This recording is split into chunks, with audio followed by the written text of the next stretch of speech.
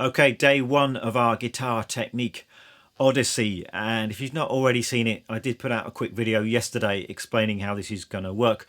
But for this video, I'm just going to get straight down to business and begin with the first exercise. And I thought I'd kick things off with a classic, and we're going to be looking at the exercise which is usually known as the spider. And love it or hate it, this is undeniably an important and influential guitar exercise. Many great players have put in the hours with this particular exercise. I know that when I was a teenager I spent a lot of time working on this kind of thing, and I feel that it did good things for my technique, and it's a great exercise for establishing solid alternate picking technique. It's good for your timing, it's good for the synchronization between your hands. Of course, if this is all that you're doing, you're probably going to end up sounding like a gymnastic exercise, but I think this kind of exercise has definitely got its place. Now, there are lots of twists and variations on this exercise. Different people do it different ways. I might get into some of those variations later on in this series, but let's just start with a basic version of this exercise today.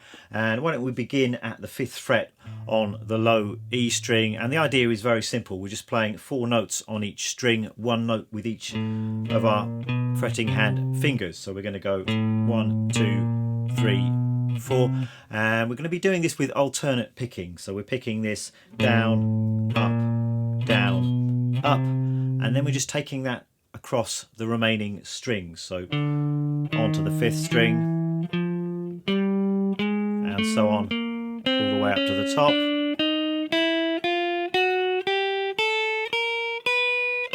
And then we get to the top, then we can just reverse it. I'm going to play the top note again, and I'm going to come down 4, 3, 2, 1.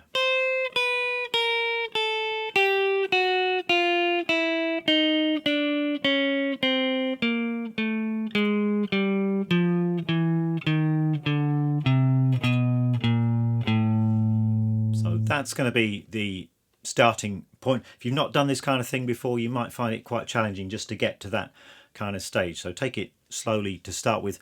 The kind of things you want to be focusing on here, I think with the fretting hand, personally I'm not holding my fingers down. I mean, there is a version of this exercise where you hold your fingers down, but I am trying to keep my fingers quite close to the frets. I'm releasing pressure once I've played each note, but I'm trying not to have my fingers flapping around. I think one really important thing with guitar technique is just efficiency and not wasting any kind of energy. So I'm just moving my fingers as much as is necessary. And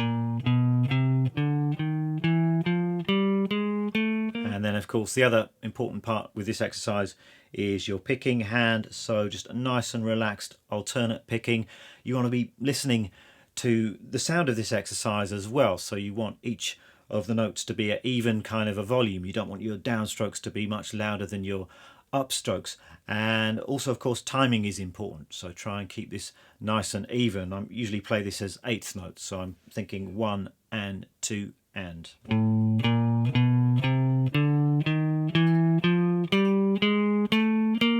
Once you've got the basics of the exercise together, I'd certainly recommend doing it with a metronome. That way you're forced to stay in time and you can hear when you're drifting in terms of your rhythm. And it's also a good way of measuring your progress. You can just keep a note of your metronome settings and gradually increase speed. So if I do this with the metronome now, one way that people like to do this exercise is to start at this end of the fretboard and gradually work their way up the fretboard in kind of a zigzagging way. So you do the first position, and then you shift up to the next fret and come down in the next position, and so on up the fretboard, zigzagging your way all the way up to the 12th fret, and then you can come down again if you want to. So I'm just going to finish by demonstrating this with the metronome. I've got this set here at 100 beats per minute. I'm going to be playing 8 notes at that tempo. I think that's a good kind of medium tempo. Some of you might like to start a bit more slowly than that. If you've already done this kind of thing before, then you can push it faster, even quite a lot faster, up to kind of quite shredding speeds, if your technique allows, if you can do it without getting sloppy. So I'm just going to demo this at 100 BPM. So that sounds like this.